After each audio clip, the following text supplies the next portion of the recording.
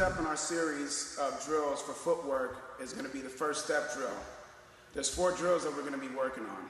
It's very important to have a first step when you're playing basketball in order to create space and get by people so you can get your shot off in a real game. So let's try it and go to work.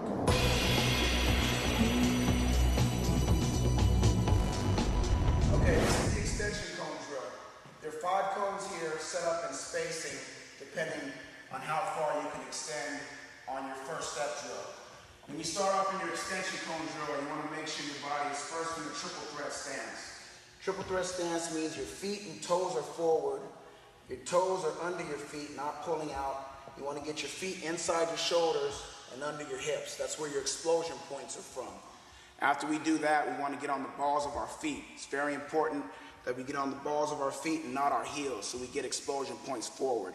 Your knees are on top of your toes or in front of your toes, and you want to bend your knees as well. Once you do that, you want to get your back straight and get your shoulders in front of your knees. So it looks like you're sitting in your chair, but you're off the chair, and you're almost in a squat position.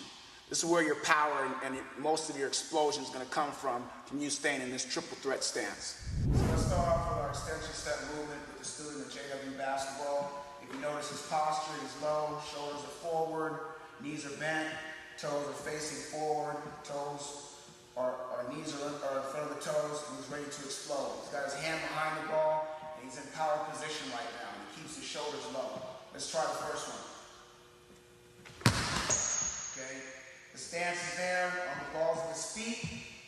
On the balls of his feet, he keeps his shoulders low and he explodes forward. So he's really focusing on keeping his shoulders low when he powers through. He pulls the ball in front. He wants to extend the ball forward like he's chasing the ball. So it's a power forward when he explodes through. Let's try another one. Go. Good job. Power when he makes his move.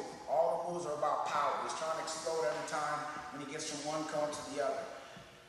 If you get to the point where these cones are easy for you from one cone to the other, you want to try to get your body in front of the next cone as much as possible. The whole thing we're working on right here is extension. First step extension. So as a coach, you want to make sure that your players are extending as much as possible, so that becomes the most important muscle memory tool. The muscle memory tool is try to extend without thinking about it. So that's what we're working on here. Muscle memory extension, repeating, practicing it, doing the same thing, and make sure we're exploding as much as possible. Let's try it again.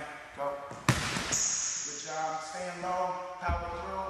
I want them to explode a little bit more this time. So if you see your guys, if they can give you a little bit more, tell them to push it more. Tell them to extend as much as possible, okay? Each drill they're trying to get the most out of it. So I'm going to tell him right now, when you extend, make sure you get the ball further out. You want to try to get the ball all the way to the cone as well. First, not on the side of your body, in front of the body. Just try it again.